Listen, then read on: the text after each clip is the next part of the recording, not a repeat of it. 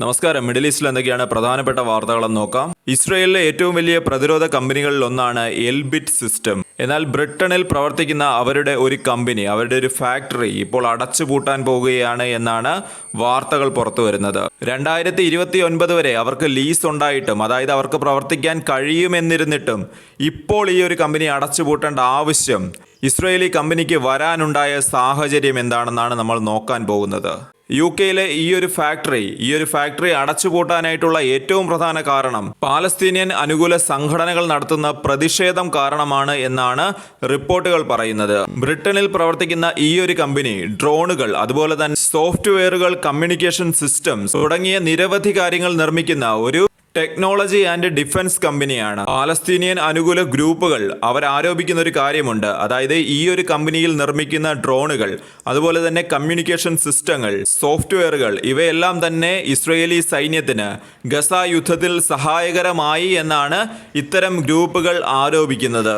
എന്നാൽ ഈ ഫാക്ടറി ഇത്തരം ആരോപണങ്ങളെല്ലാം നിരസിക്കുകയാണ് ചെയ്തിരിക്കുന്നത്. അവർ പറയുന്നത് ബ്രിട്ടീഷ് സൈന്യത്തിനും അതുപോലെ തന്നെ യൂറോപ്യൻ കൺട്രികൾക്കും വേണ്ടിയിട്ടാണ് കൂടുതലായും കമ്പനി പ്രവർത്തിക്കുന്നതെന്നാണ് ഈ ഒരു കമ്പനി ഇപ്പോൾ വ്യക്തമാക്കുന്നത്. എന്നിരുന്നാലും ഇപ്പോൾ ഈ ഒരു കമ്പനി അടച്ചുപൂട്ടിയിരിക്കുകയാണ്. അതായത് ബ്രിട്ടനിലെ ഈ ഒരു കമ്പനിയുടെ ഫാക്ടറി ഇപ്പോൾ അടച്ചുപൂട്ടിയിരിക്കുകയാണ്. ഇതിലൂടെ ഇസ്രയേലി കമ്പനിക്ക് കനത്ത നാശനഷ്ടമാണ് ഉണ്ടായിരിക്കുന്നത്. 2029 വരെ പ്രവർത്തിക്കാൻ കഴിയുമായിരുന്ന ഒരു സ്ഥാപനമാണ് ഇപ്പോൾ അടച്ചുപൂട്ടിയിരിക്കുന്നത്.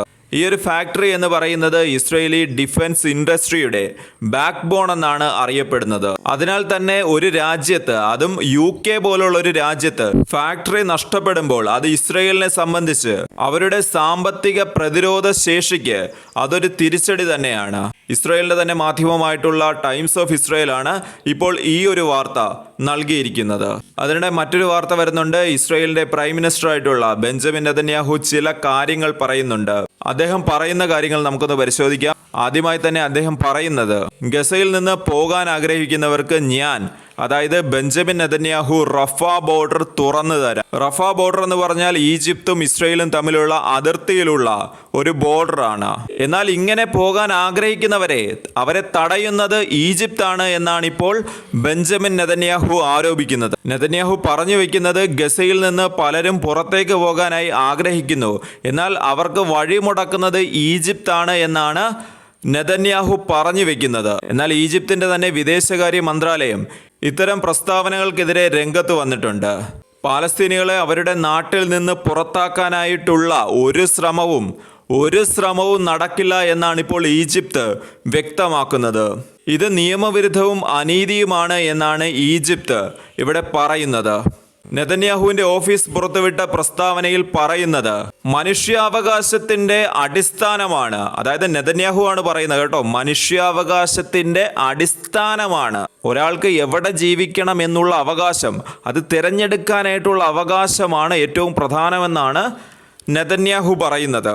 ഗസയിൽ പകുതിയോളം പേർ പുറത്തേക്ക് പോകാനായി ആഗ്രഹിക്കുന്നു, ഈജിപ്താണ് അവരെ തടഞ്ഞു വെക്കുന്നത് എന്ന രീതിയിലൊക്കെയാണ് ഇപ്പോൾ നെതന്യാഹു പ്രതികരിക്കുന്നത്.